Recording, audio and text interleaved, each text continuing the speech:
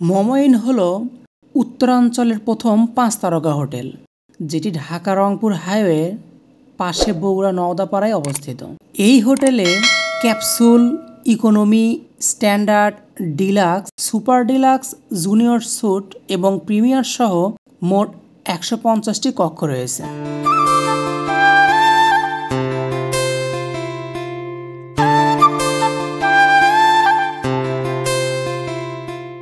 আমরা আজকে এসেছি এই টিএমএসএস এর বিনোদন জগতে। টিএমএসএস এর বিনোদন জগৎ হলো একটি অলাভজনক স্বায়ত্তশাসিত উন্নয়ন উদ্যোগ। বিভিন্ন কার্যকলাপের মাধ্যমে বিনোদন শিল্প হতাশাগ্রস্ত ব্যক্তিদের সক্রিয়, উৎসাহী এবং কার্যকর হতে সাহায্য করার জন্য এটি তৈরি করা হয়।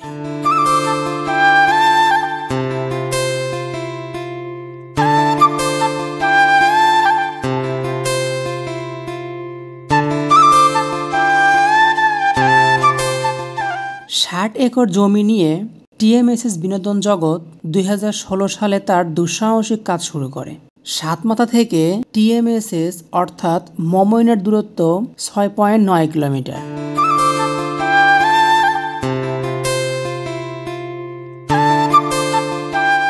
এই টিএমএসএস এর পুরো নাম হলো ঠ্যাঙ্গামারা মহিলা সবুজ সংঘ। বাংলাদেশ এবং দক্ষিণ এশিয়ার নেতৃত্বস্থানীয় মহিলা প্রধান বেসরকারি সংস্থা। এটি প্রাথমিকভাবে ১৯৬৪ সালে প্রতিষ্ঠিত হয়েছিল এবং অধ্যাপক ডক্টর হোসনে আরা বেগম অশোক ফেলো ১৯৮০ সালে বাংলাদেশে বগুড়ায় সংস্কার করেছিলেন।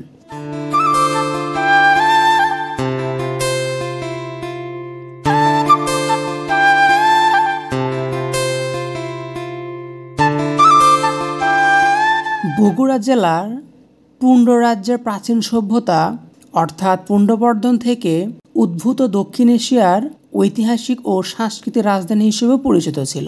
টিএমএসএস হলো একটি নারীকেন্দ্রিক বাংলাদেশি সংস্থা যা দরিদ্র বিমোচন, দক্ষতা প্রশিক্ষণ এবং ক্ষুদ্র ঋণ সহায়তা মাধ্যম হিসেবেও কাজ করে।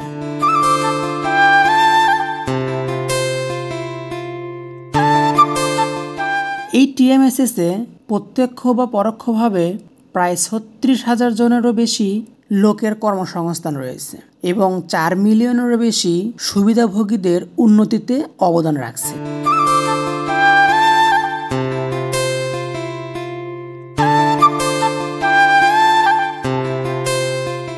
উনিশশো ৬১ এর অধীনে বগুড়া সদর উপজেলার প্রত্যন্ত গ্রামে একটি সবুজ বিপ্লবকে সহায়তা করার লক্ষ্যেই প্রতিষ্ঠিত হয়েছিল এবং পরে তা ১৯৬৪ সালে ঠ্যাঙ্গামারা সবুজ সংঘ অর্থাৎ টিএসএস স্বেচ্ছাসেবী সমাজ কল্যাণ সংস্থায় নিবন্ধন ও নিয়ন্ত্রিত হয়।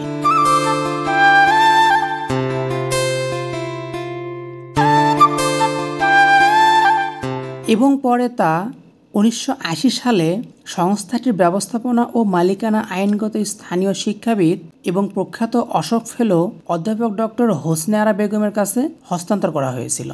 কারণ হলো সংস্থাটির তৎকালীন কর্তৃপক্ষ সংস্থাটি পরিচালনা করতে অপারগতা প্রকাশ করেছিল।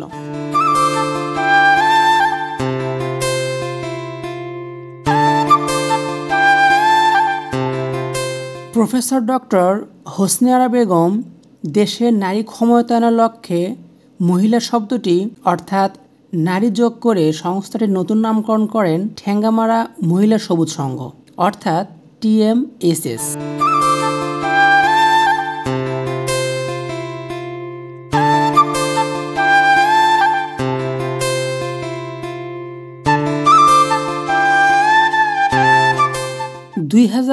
সালে তার প্রতিষ্ঠিত প্রতিষ্ঠান ঠ্যাঙ্গামারা মহিলা সবুজ সংঘের বিরুদ্ধে অর্থাৎ টিএমএসএস এর বিরুদ্ধে করতোয়া নদী দখল ও দূষণের অভিযোগ উঠেছিল।